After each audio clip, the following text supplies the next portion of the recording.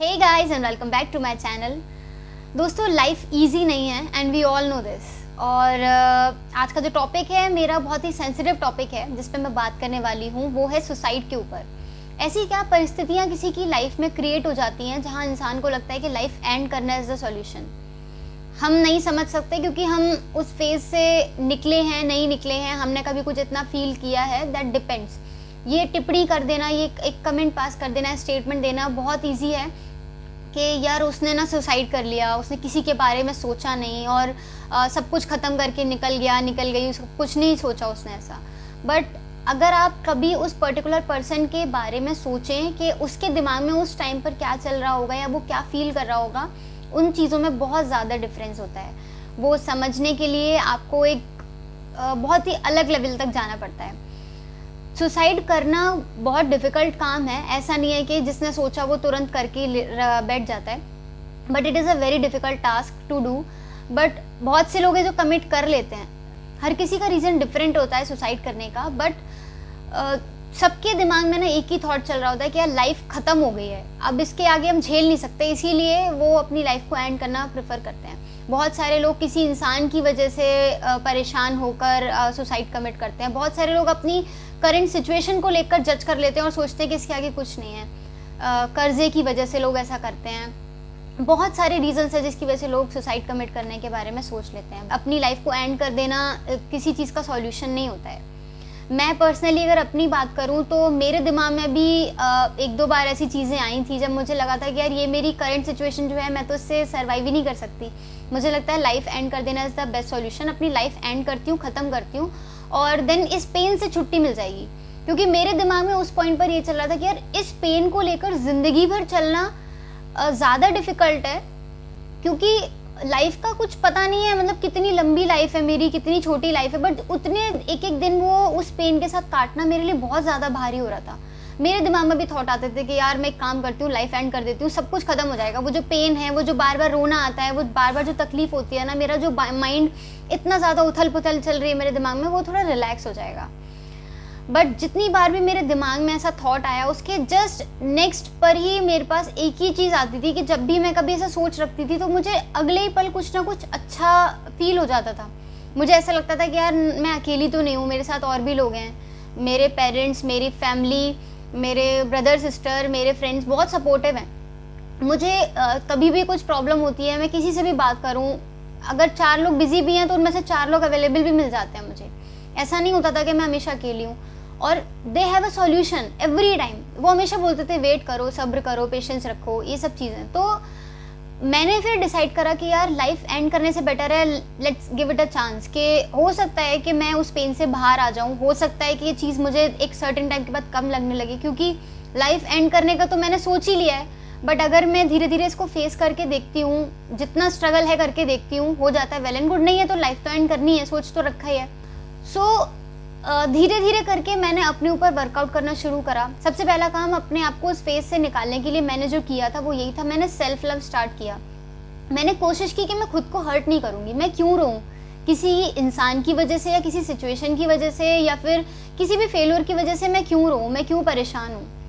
ये मेरा क्रिएट करा हुआ नहीं है, इट्स जस्ट अबाउट कि वो सिचुएशंस हैं और वो सबकी लाइफ में आती हैं। बस मेरा एक ही काम है कि मुझे उसे फेस करना है, मुझे उससे भागना नहीं है, मुझे उससे बचना नहीं है, मुझे उसे फेस करना है। जितने टाइम का पेन है वो चलता रहेगा एंड एक सर्टेन टाइम के बाद उसको ख़त्म होना पड़ेगा।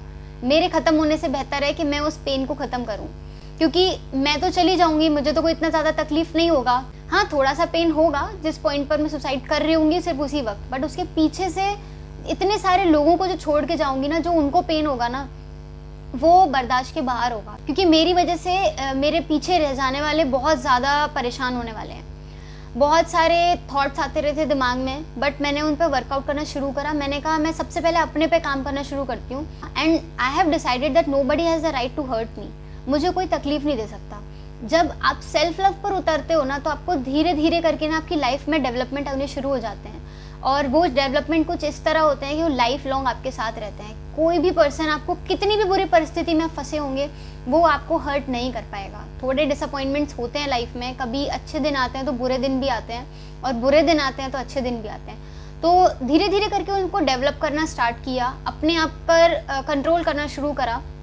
रोना आता था, जितने टाइम आता था उतने टाइम रोया, एंड देन उसके बाद नेक्स्ट मोमेंट पर ये डिसाइड करा कि मेरे को और कुछ प्रोडक्टिव करना है अपनी लाइफ में।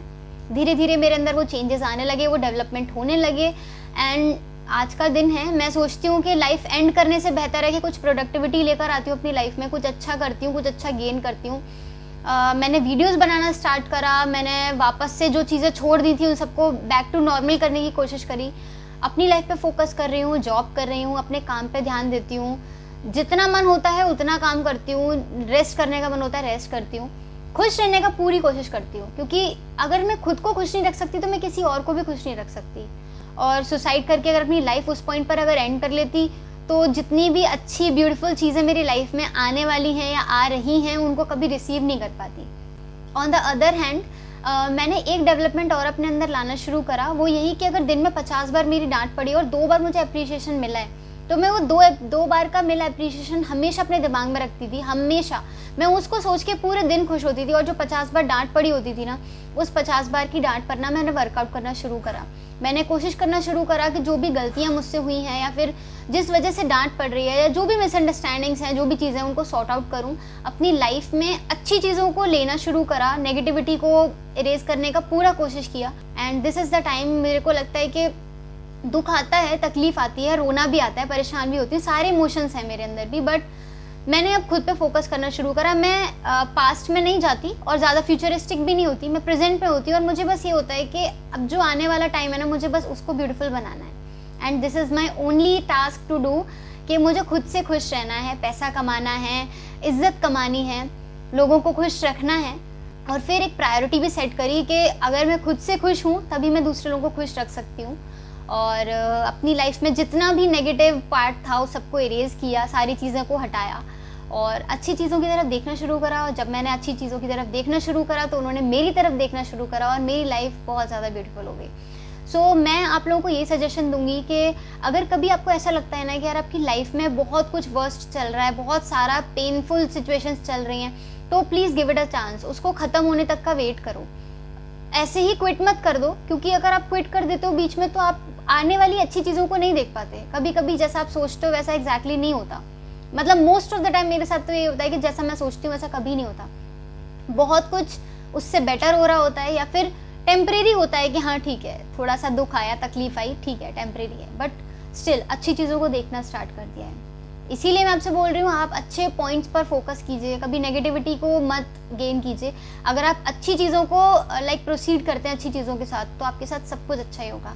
बट अगर आपके दिमाग में पूरे टाइम नेगेटिविटी रहती है कि उसने ऐसा कह दिया, ऐसा हो गया, वैसा हो गया, वो चीज़ अगर आपके दिमाग में रहेगी तो आप कभी लाइफ में ग्रो नहीं कर पाएंगे। सो अगर आपको वीडियो पसंद आया है तो प्लीज़ इसको किसी न किसी नीडफुल के साथ शेयर ज़रूर कीजिएगा। And please please please this is my personal suggestion, suicide जैसी चीज़ को कभी अटेम्प्ट मत कीजिएगा। आप अपनी लाइफ को चांस दीजिए, मौका दीजिए खुद को इम्प्रूव करने का, लाइफ को इम्प्रूव करने का। और जब आप ऐसा करेंगे तो आपकी लाइफ एग्जैक्टली वैसी हो जाएगी जैसा आप सोच रखते हैं। सो कीप स्माइलिंग, जैसा चल रहा है वैसा चलने दीजिए, इट विल एंड सून। जो भी चीज़ें ख़राब हुई हैं वो जल्दी से जल्दी ठीक हो जाएंगी। And just be relax.